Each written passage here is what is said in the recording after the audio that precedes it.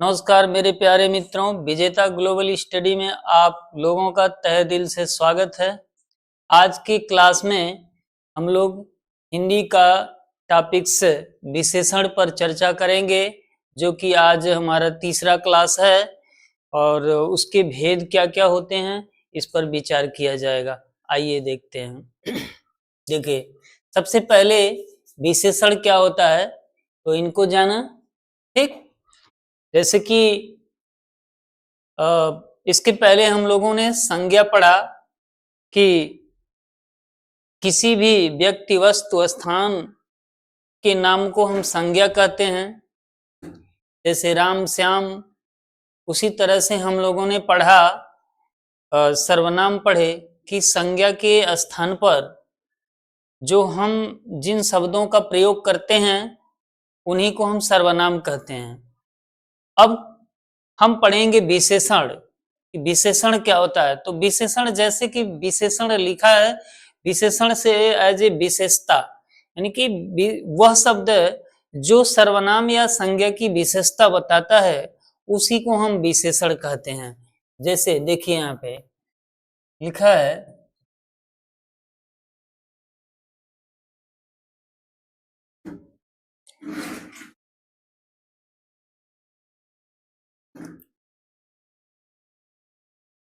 जो शब्द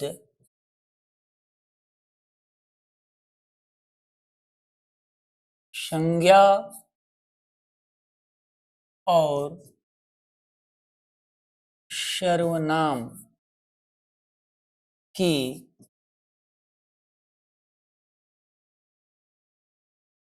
विशेषता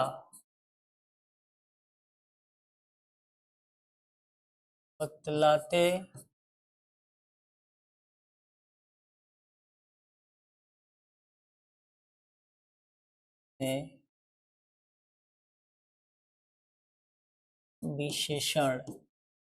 विशेषण कहते हैं। ठीक है, जो शब्द संज्ञा और सर्वनाम की विशेषता बतलाते हैं उन्हें ही हम विशेषण कहते हैं। जैसे कि तौर पे देखिए,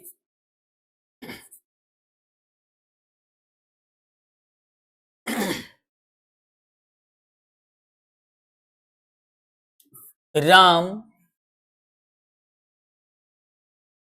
एक छोटा लड़का है।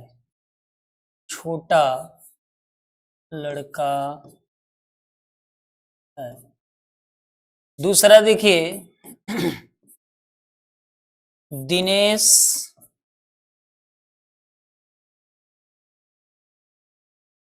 एक मोटा लड़का है। ठीक है, यहां देखिए कि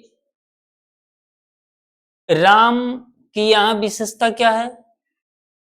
राम कैसा लड़का है तो राम छोटा लड़का है। कैसा लड़का है? छोटा लड़का है। फिर दिनेश कैसा लड़का है तो दिनेश को यहाँ क्या दिखा रहा है? मोटा लड़का है। ठीक है, यानी राम की विशेषता है छोटा और दिनेश की विशेषता है मोटा। तो ये जो दोनों शब्द हैं, यही दोनों शब्द को हम विशेषण कहते हैं। जैसे छोटा, मोटा, पतला, ठीक, अच्छाई, बुराई, जो भी कुछ होते हैं ये सब के सब विशेषण कहलाते हैं। ठीक है, अब हम लोग चलेंगे, अब हम लोग किधर चलेंगे? विशेषण की भेद, विशेषण का भेद जानेंगे। अब तो अब जाने की विशेषण क्या होता है, अब जानेंगे विशेषण के भेद। तो मुख्यतः विशेषण के 6 भेद होते हैं। मुख्यतः विशेषण के कितने भेद? 6 भेद होते हैं। सॉरी, 6 नहीं, 4 भेद होते हैं। विशेषण के कितने भेद? 4 भेद होते हैं।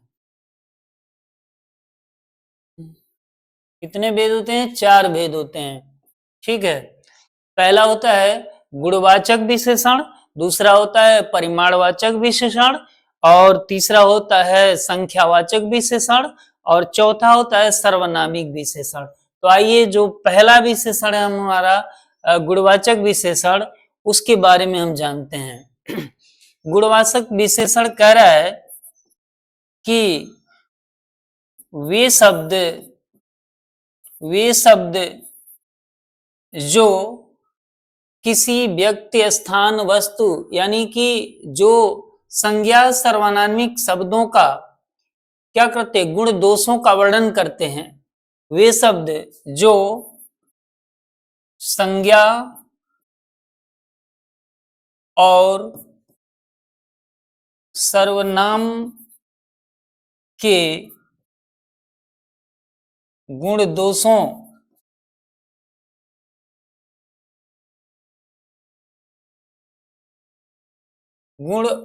दोषों की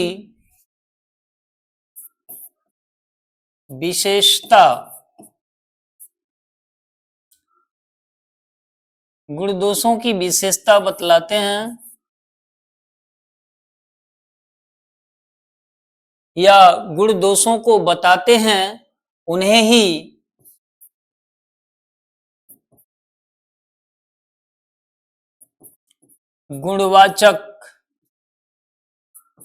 गुणवाचक विशेषण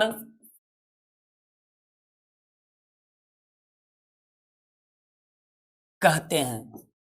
देखिए हम लिख रहे हैं जैसे यह घर बड़ा है, यह घर बड़ा है, ठीक है। तो यहाँ पे जो बड़ा शब्द है, जो बड़ा शब्द है, ये देख रहे हैं ना, ये घर की विशेषता बता रहा है, उसके आकार के बारे में, ठीक है। दूसरा एग्जाम्पल हम लेते हैं कि वह आदमी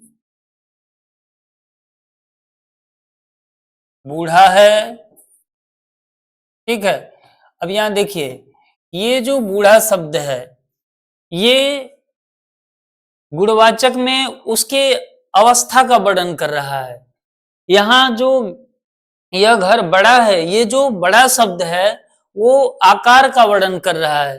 तो गुणवाचक विशेषण में क्या होता है कि जब वे शब्द जो किसी सर्वनामिक या संज्ञा वाले शब्दों का गुण दोष, जैसे कि वो आदमी बहुत ही अच्छा है, वह बहुत ही चोर है, बहुत काला है, बहुत ही मोटा है, बहुत लंबा है, इस तरह से शब्दों का प्रयोग जो भी होते हैं वो सब के सब गुणवाचक विशेषण के अंतर्गत आते हैं, ठीक है। अब हम लोग चलेंगे परिमाणवाचक, यानी कि हमारे विशेषण का जो दूसरा भेद है परिमाणवाचक विशेषण, अब उनको देखेंगे। आइए देखते हैं। यहां देखिए कि परिमाणवाचक जो विशेषण है, कह रहे हैं कि परिमाणवाचक विशेषण हम किसे कहते हैं, तो वे शब्द जो ऐसे संज्ञा सर्वनामिक शब्दों का विशेषता बताएं जिनके अंदर परिमाण हो, जिनका कुछ न कुछ नाप तौल किया जा सके, ठीक है। तो यहां देखते हैं वे शब्द जो नाप तौल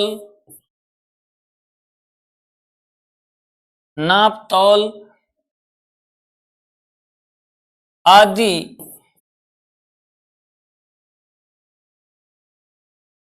के लिए प्रयोग किए जाते हैं,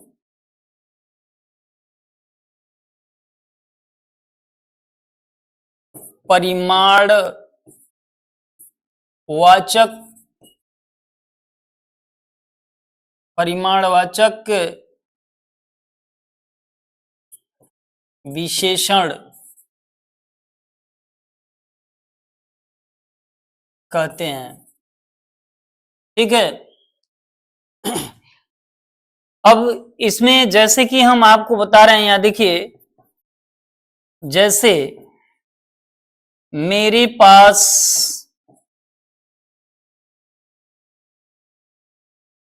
2 लीटर पानी है। ठीक है। यहां पे देखिए, जो ये 2 लीटर लिखा हुआ है ना, 2 लीटर, यहाँ पे जो 2 लीटर लिखा हुआ है, ये क्या है, परिमाण को दर्शा रहा है। किस चीज के? पानी को। पानी के, जो मेरे पास पानी है उसके परिमाण को दर्शा रहा है कि इस हमारे पास कितना पानी है। ठीक है। अब इस परिमाणवाचक जो हमारा विशेषण है, इसके भी 2 भाग होते हैं। इसके भी कितने भाग होते हैं? 2 भाग होते हैं। ठीक है। कितने भाग? 2 भाग होते हैं। एक होता है निश्चित परिमाणवाचक और एक होता है अनिश्चित परिमाणवाचक। ठीक है। आइए देखते हैं निश्चित परिमाणवाचक और अनिश्चित परिमाणवाचक के बारे में। तो यहाँ तो जगह नहीं है, लेकिन यहाँ अलग अलग आपको समझा देते हैं। ठीक है।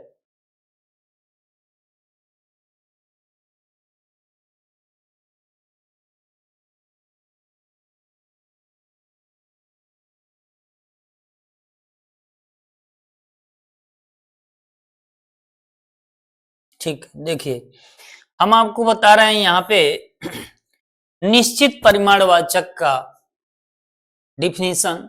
जैसे कि जब हम किसी द्रव्यमान या परिमाण वाले शब्द वस्तुओं को जब हम निश्चित माप तौल करके बताते हैं तो उसको हम निश्चित परिमाणवाचक कहते हैं। जैसे कि हम एग्जाम्पल में लेते हैं, जैसे देखिए, जैसे मोहन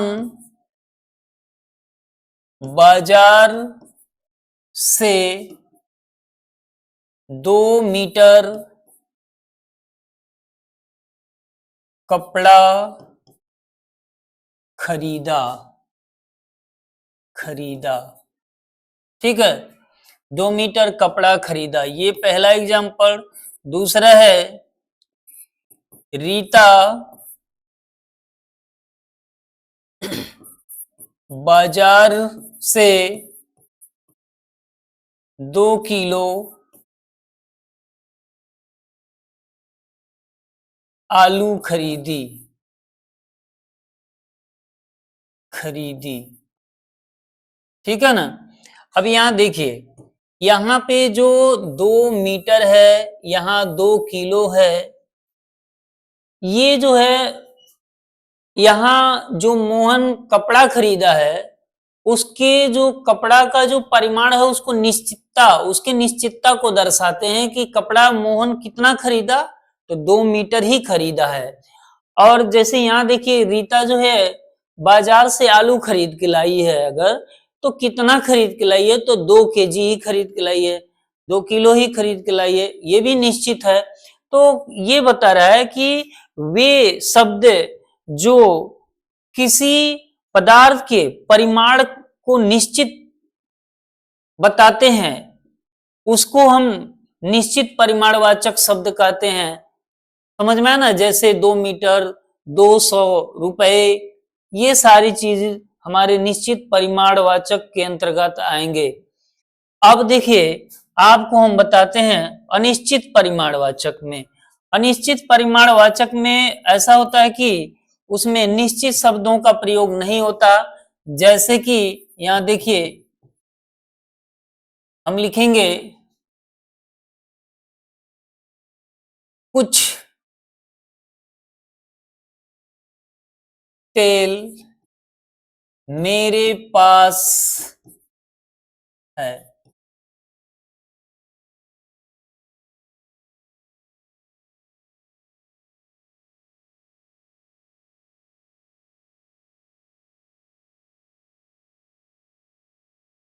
कुछ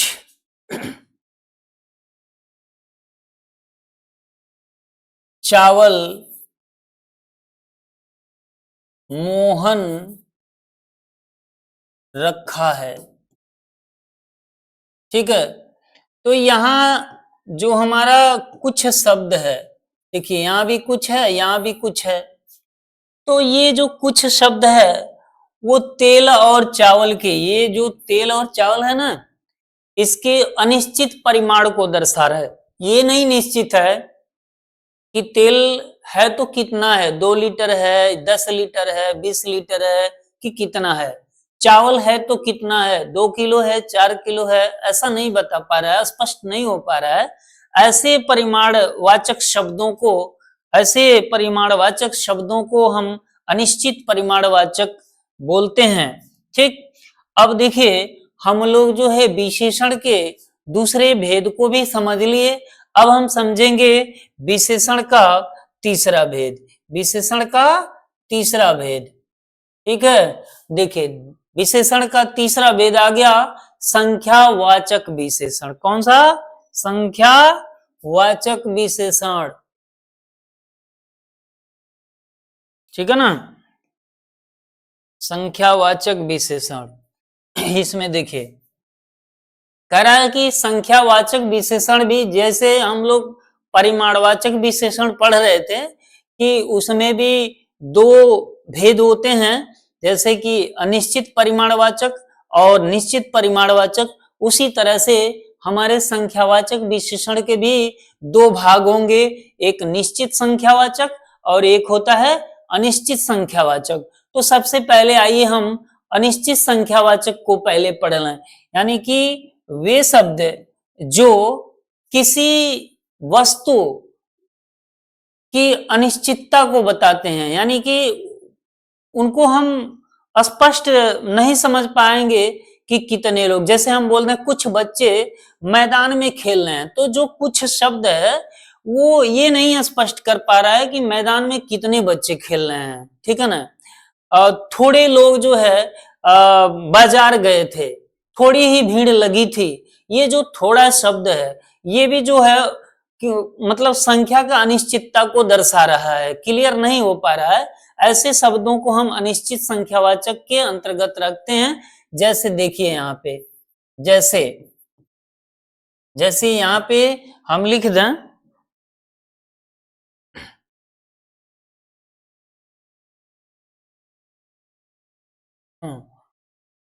यहाँ देखिए, जैसे यहाँ पे हम लिख रहे हैं कि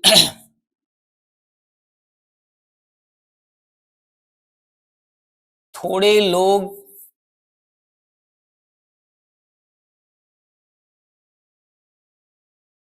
मैदान में थे। दूसरा हम लिख रहे हैं कुछ लोग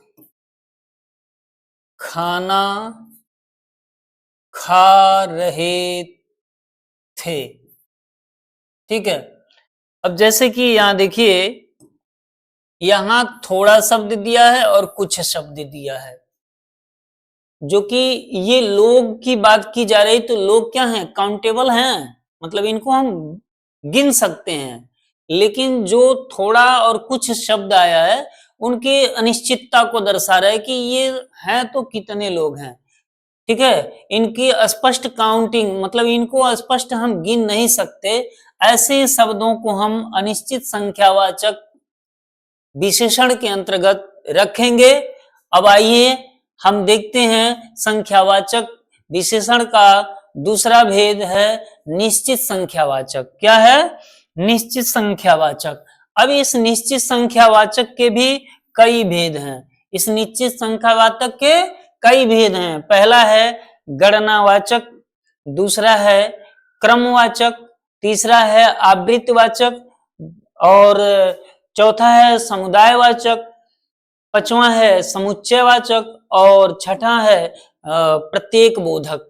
ठीक है, जैसे कि गणनावाचक में देखिए, अगर हम कहें इसका कि 1, 2, ठीक है ना, 2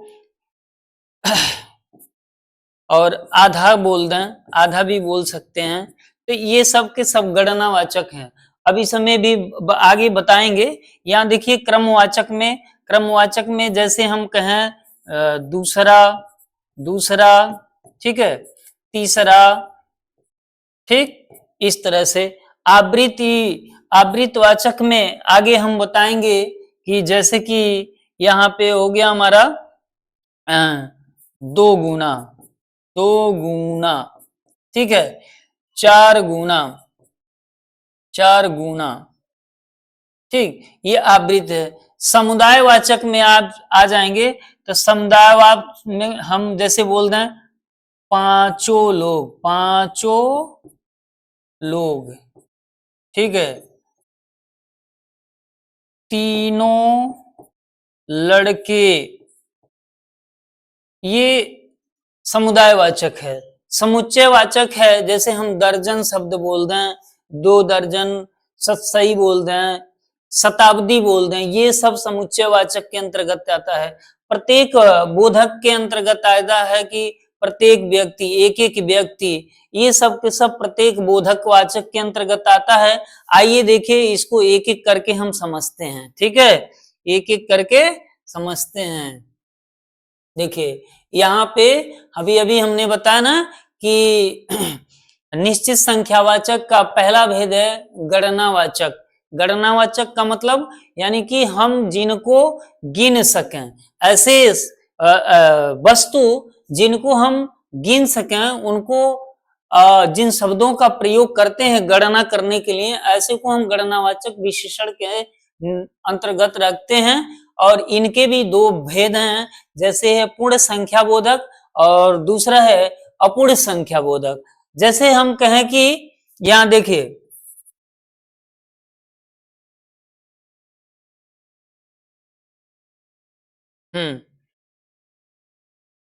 यहां देखिए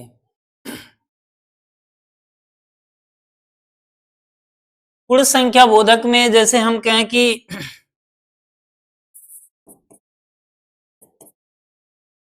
पहला,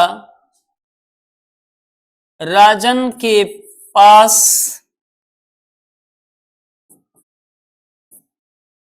एक सेव है, सेब, एक सेब है, ठीक है।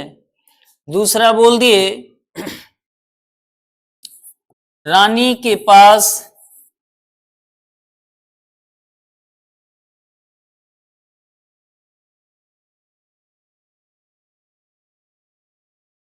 आधा किलोग्राम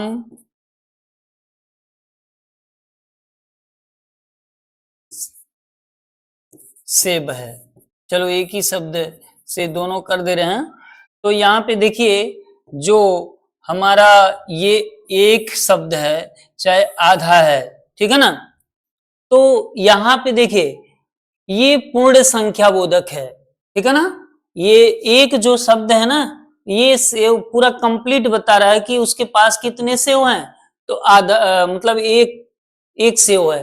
तो जहां पे हमारी पूर्ण संख्याओं का प्रयोग हो, जैसे एक है, दो है, तीन है, 10 है, 20 है, 100 है, ऐसे संख्याओं के द्वारा जब हम किसी वस्तु को संकेतित करते हैं, ऐसे को हम पूर्ण संख्या बोधक कहते हैं। और यहाँ देखिए जैसे हम यहाँ पे लगाते हैं ये अपूर्ण संख्या बोधक। अपूर्ण संख्या बोधक का मतलब होता है जैसे हमने 1/2 लिख दिया, 3/4 लिख दिया, 7/5 लिख दिया, जो भी कुछ लिख दिया, ये सब के सब क्या है, अपूर्ण संख्या बोधक हैं, ठीक है ना।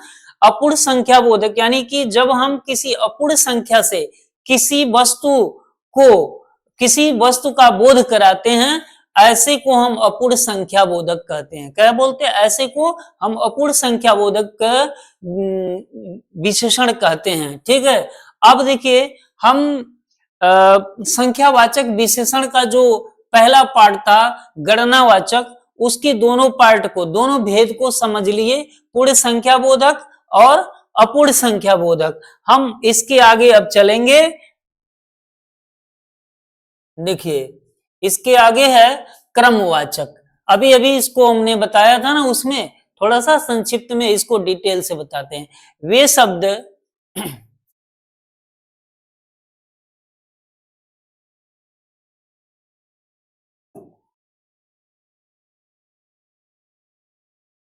वे शब्द जो किसी संज्ञा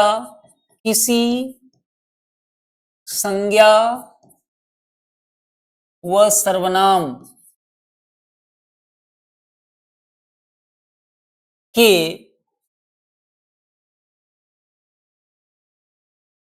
क्रम को बताने के लिए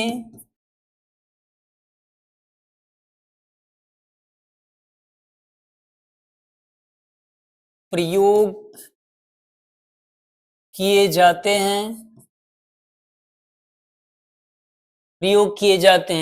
देखिए क्या लिखे हम, वे शब्द जो किसी संज्ञा और सर्वनाम के क्रम को बताने के लिए प्रयोग किए जाते हैं क्रमवाचक विशेषण कहलाते हैं। जैसे देखिए यहां पे, ठीक है ना, इस पंक्ति में राम बाएं से दूसरा है या दूसरे स्थान पर बैठा है, ठीक है ना। यहां लिख दिए मोहन अपनी मकान के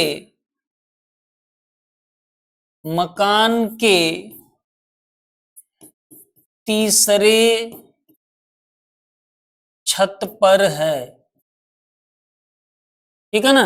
अब यहां आपको बता रहे हैं कि जैसे ये दूसरा शब्द है, ये तीसरा शब्द है, दिया है ना, तो ये उसके क्रम को बता रहा है कि अगर राम पंक्ति में बैठा है तो किस क्रम पर है, तो यहां दूसरे यानी बाएं से दूसरे क्रम पे है। वैसे ही मोहन अपने मकान की छत पर है, लेकिन जब तीसरा शब्द लग गया तो उसके छत का क्रम बता रहा है कि छत की मतलब पहले पर है, दूसरे छत पे, तीसरे छत पे है, तो ये क्रम बताने का काम कर रहा है, ठीक है। अब आपको हम बताएंगे आवृत्तिवाचक विशेषण। कौन सा? आवृत्तिवाचक विशेषण। देखिए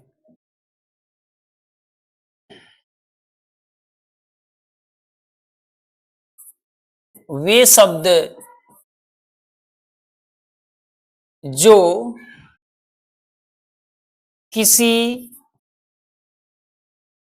संज्ञा व सर्वनाम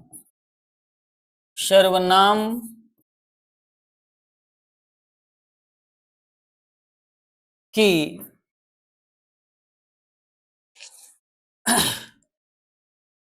गुना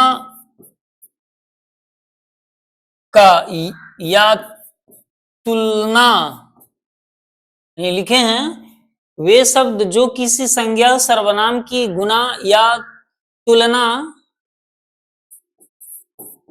किसी अन्य से करते हैं वे आवृत्तिवाचक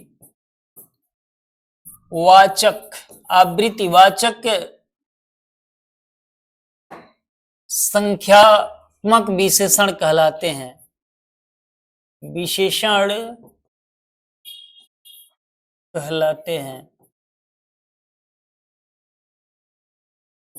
जैसे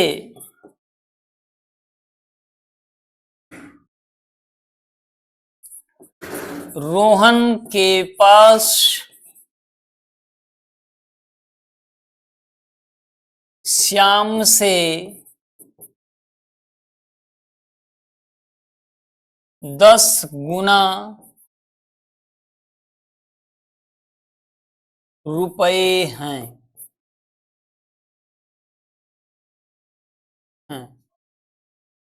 ये पहला रहा। दूसरा देखिए, रवि का नंबर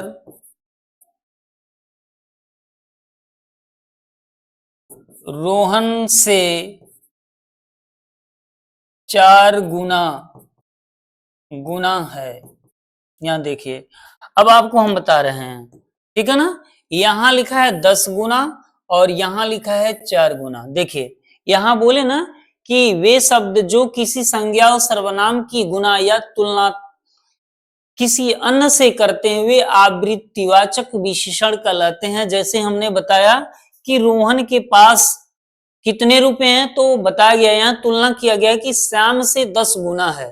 तो जो 10 गुना है ना, वो क्या है, आवृत्तिवाचक विशेषण है। जैसे रवि का नंबर, जैसे मान लीजिए रवि किसी परीक्षा को अटेम्प्ट किया, उसमें जो नंबर प्राप्त किया वो नंबर जो है रोहन के नंबर से 4 गुना है। तो ये 10 गुना 4 गुना जो शब्द है ना, ये सब के सब आवृत्तिवाचक विशेषण के अंतर्गत आते हैं। अब हम पढ़ेंगे समुदायवाचक। क्या पढ़ेंगे, समुदायवाचक। समुदायवाचक में देखिए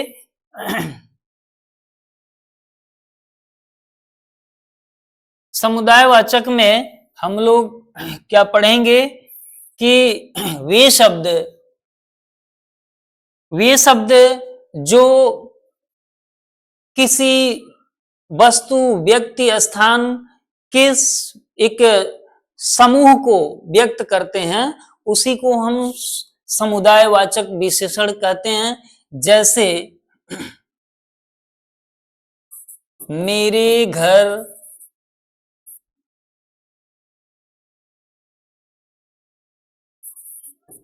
चारों गायें हैं। ठीक, पहला देखिए जैसे में। दूसरा हम बता रहे हैं वे चारों लड़के गाना गाते हैं। ठीक है ना। तो इसमें अभी अभी हमने बताया कि जो ये चारों, इसमें भी है, देखिए संजोग से मैंने एक ही शब्द का प्रयोग किया है जो समुदायवाचक है।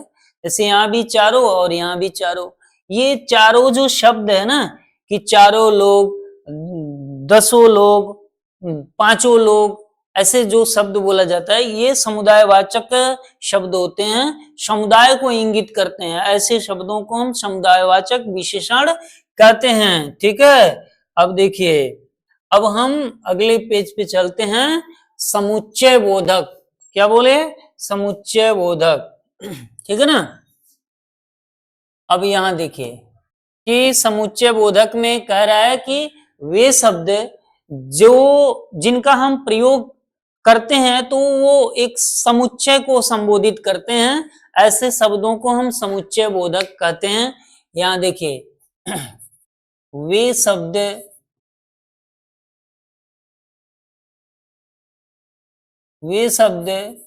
जो किसी समुच्चय को संबोधित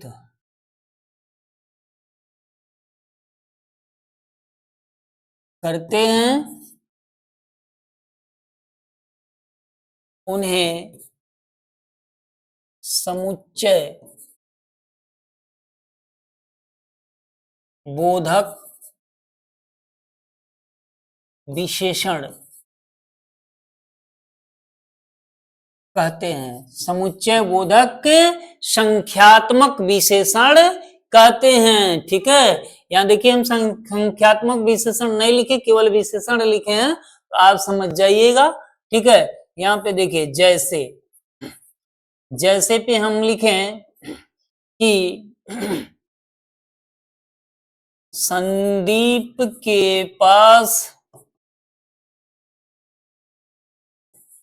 2 दर्जन केले हैं।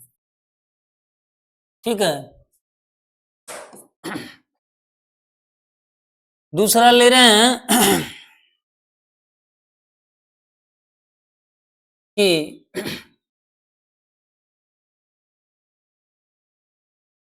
रोहन के पास 4 जोड़े या जोड़ी मोजे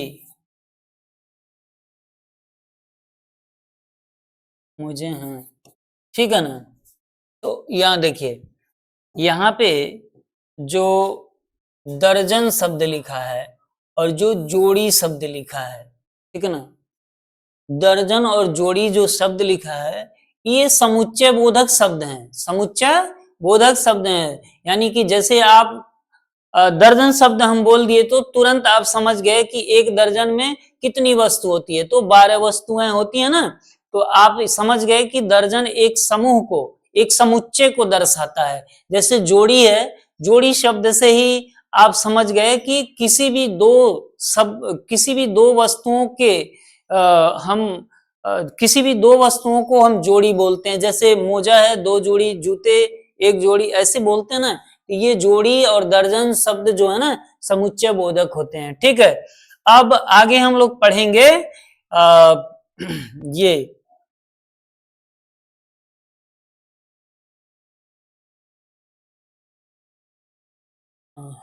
क्रमवाचक समुच्चय बोधक, ठीक है, ये हम लोग पढ़ लिए। अब समुच्चय बोधक, अब प्रत्येक बोधक, यानी प्रत्येक बोधक में हम लोग क्या पढ़ेंगे, देखिए, यानी कि वे शब्द जो एक एक, मतलब प्रत्येक व्यक्ति को या प्रत्येक वस्तुओं को बोध कराए, प्रत्येक वस्तुओं का बोध कराए, ऐसे शब्दों को हम प्रत्येक बोधक कहते हैं। जैसे में देखिए,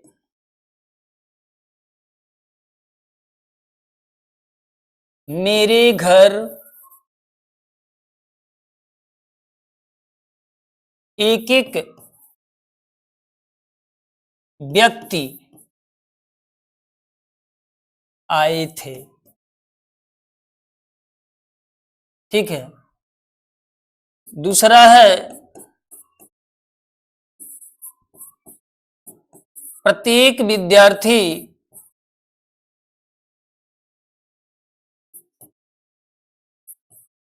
अपनी किताब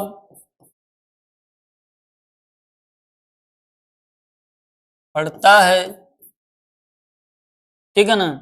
यहां देखिए, अब यहां पे जो एक एक है या प्रत्येक शब्द है, ये सब का सब क्या कर रहा है, यानी एक एक वस्तुओं का बोध करा रहा है, एक एक व्यक्तियों का बोध करा रहा है। ऐसे शब्दों को हम प्रत्येक बोधक संख्यावाचक विशेषण कहते हैं, ठीक है। आगे चलिए देखते हैं।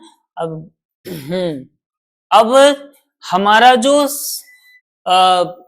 विशेषण का जो चौथा भाग है, चौथा भेद है, सर्वनामिक विशेषण, उसके भी हमारे 4 पार्ट होते हैं। एक निश्चयवाचक, एक होता है अनिश्चयवाचक, एक होता है प्रश्नवाचक और एक होता है संबंधवाचक।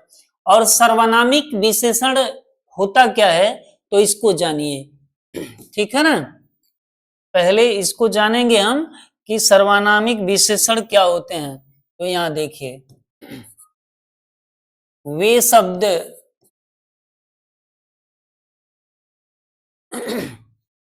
जो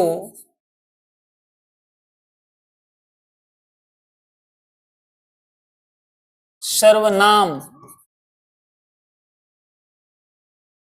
होते हैं लेकिन उनका प्रयोग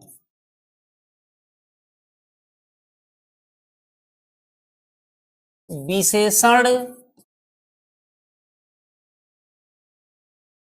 के रूप में होता है, सर्वनामिक विशेषण कहलाते हैं। ने क्या बताया आपको, वे शब्द जो सर्वनाम होते हैं लेकिन उनका प्रयोग हम एक विशेषण के रूप में करते हैं। ऐसे शब्दों को हम सर्वनामिक विशेषण कहते हैं। अब यहाँ पे देखिए, तो सर्वनामिक विशेषण के हमने 4 भेद बताया कि निश्चित यानी निश्चयवाचक, अनिश्चयवाचक, प्रश्नवाचक और संबंधवाचक। यहाँ देखिए, यहाँ पे निश्चयवाचक में क्या होता है कि जैसे हम बता दें यह, वह, ठीक ठीक है ना, वे, ये इत्यादि जो शब्द हम बता रहे हैं, ये सब के सब निश्चयवाचक सर्वनामिक विशेषण के अंतर्गत आते हैं। फिर यहां देखिए अनिश्चय वाचक में हम लिख दें कुछ, कोई, ठीक है, ये जो भी कुछ हैं, ये सब के सब इत्यादि में, ये सब के सब किस में आ जाएंगे, अनिश्चयवाचक सर्वनामिक विशेषण में। प्रश्नवाचक में देखिए आ जाएगा कौन, ठीक है, दूसरा आ जाएगा कौन सा, कौन सा, ठीक। ये इत्यादि जो वे शब्द जो प्रश्न पूछने का काम करते हैं और हमारे विशेषण के रूप में कार्य करते हैं, ऐसे शब्दों को हम सर्वनामिक प्रश्नवाचक विशेषण कहते हैं। संबंध वाचक विशेषण देखिए, संबंधवाचक सर्वनामिक विशेषण में आता है जैसे मेरा या मेरे, हमारा, हमारी, अपना, अपनी इत्यादि। यहां देखिए ये सब के सब जो है ना हमारे संबंधवाचक विशेषण के अंतर्गत आते हैं, ठीक। अब इनका जो है हम,